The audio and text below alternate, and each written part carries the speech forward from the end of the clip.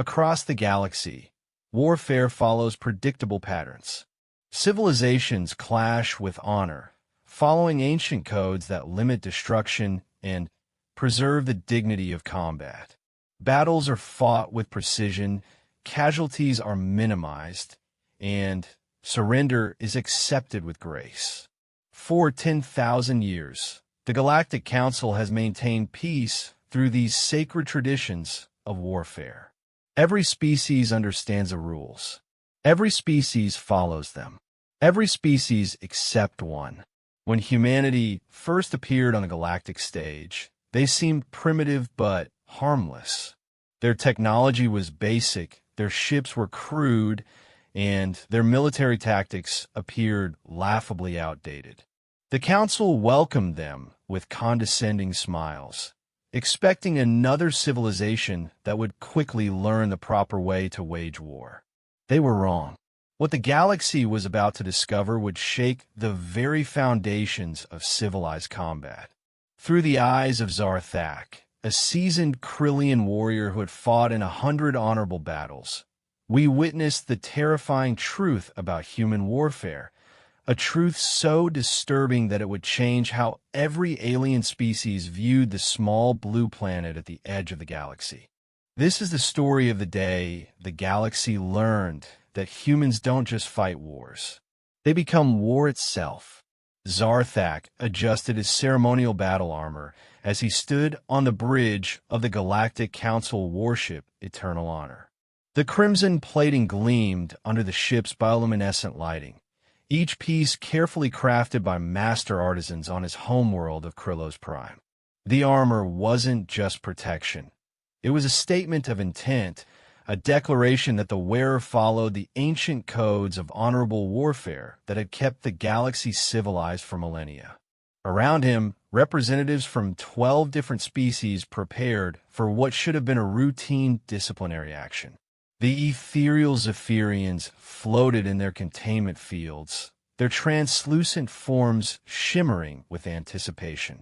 The massive Gornak warriors checked their ceremonial weapons, each blade inscribed with oaths of honor. Even the calculating synthetic collective had sent their finest diplomatic units, their chrome surfaces reflecting the solemnity of the moment. Target vessel approaching optimal engagement range, announced Navigator Veltar, his 4 eyes tracking multiple displays simultaneously. The Trilaxian's voice carried the precise tone that had made his species the galaxy's premier military coordinators. Zarthak moved to the main viewing portal, his 6 limbs carrying him with the fluid grace that had made the Krillians legendary warriors. Outside, the void of space stretched endlessly, broken only by the distant glow of stars and the approaching speck that represented their quarry. A human ship. 3 months ago, humanity had been nothing more than an interesting footnote in the Council's xenobiology reports. A species that had barely achieved faster-than-light travel, confined to a single star system, remarkable only for their unusual psychological profiles and their planet's biodiversity. The Council had extended the standard invitation for membership, expecting another grateful civilization eager to join galactic society. Instead, humanity had responded by launching an unprovoked attack on a Zephyrian science vessel. "I still don't understand their motivation," said Counselor Ethera, her melodious Zephyrian voice carrying across the bridge through harmonic resonance. The science vessel was conducting routine stellar mapping. No weapons, no territorial claims, no reason for hostility. Admiral Threxlon, the mission commander, flexed his massive Gornak shoulders. Standing nearly 3 meters tall, with natural armor plating that could deflect most energy weapons, he embodied the perfect balance of strength and honor that characterized a species. "Perhaps they misunderstood our intentions," he rumbled. "Young species often fear first contact." Zarthak wasn't convinced. He had studied the attack recordings dozens of times, analyzing every detail with the tactical expertise that came from centuries of warfare experience. The human ship had approached the Zephyrian vessel with apparent peaceful intent, broadcasting standard greeting protocols that suggested they understood basic galactic communication standards. Then, without warning, they had opened fire. But it wasn't the attack itself that troubled Zarthak, it was the method. The humans had targeted the science vessel's communication array first, preventing any distress call. Then they had systematically disabled the engines, life support, and finally the main computer core. It was efficient, calculated, and utterly without honor. No declaration of intent. No opportunity for surrender. No consideration for the lives of non-combatants aboard the science vessel. Magnification increasing, reported Veltar. The distant speck grew larger, resolving into a ship that looked nothing like any vessel in the galactic fleet. Where Council ships were elegant curves and flowing lines that spoke to the aesthetic sensibilities of advanced civilizations, the human ship was all angles and brutal functionality. It looked like it had been built not by artists and engineers, but by predators. Ugly thing, muttered tech specialist Quindow, her synthetic collective programming analyzing the ship's design with cold efficiency. Inefficient use of materials, poor aerodynamics, excessive weapon hardpoints. Zarthak studied the vessel more carefully.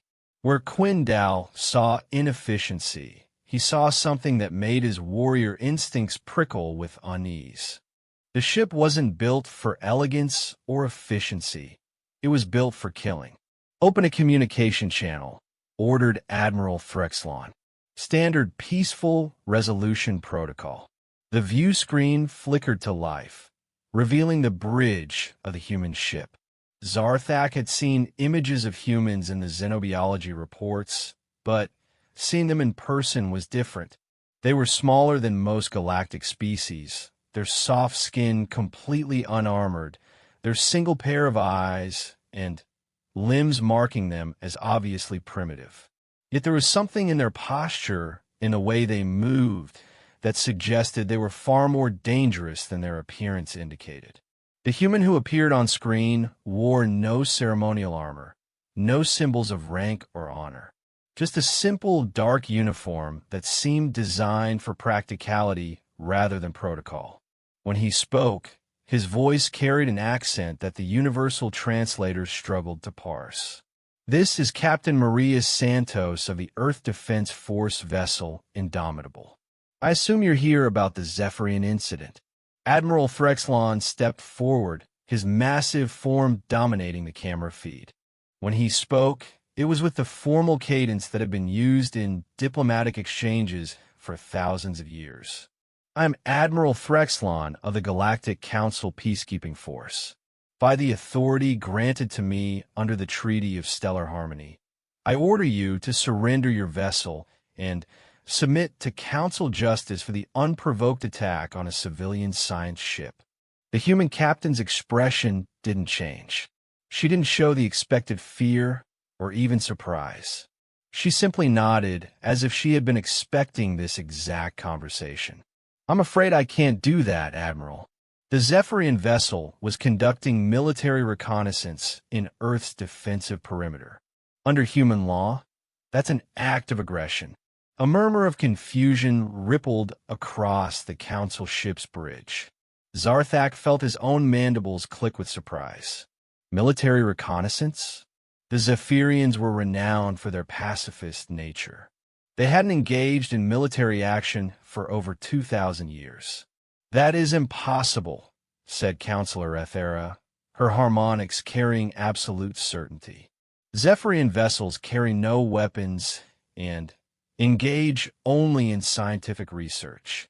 Your accusation is without merit. Captain Santos smiled, and Zarthak felt a chill run through his carapace. It wasn't the kind of smile he had seen on any other species. It was the smile of a predator who knew something its prey did not. Counselor, with respect, You're thinking like a civilized species. To humans, information is a weapon. Your science vessel was mapping our defensive positions, cataloging our fleet strength, analyzing our communication frequencies. In human terms, that's intelligence gathering, and intelligence gathering is an act of war. The bridge fell silent. Zarthak could see the confusion on his colleagues' faces. The concept that information could be considered a weapon was so alien to galactic thinking that most species didn't even have words for it. Admiral Threxlon's voice carried a note of impatience. Your interpretation is irrelevant. You have violated council law and must face justice. Surrender your vessel immediately, or we will be forced to take it by force. I don't think you understand, Admiral, Captain Santos said, and her tone remained conversational even as her words carried an implicit threat. You're not taking this ship.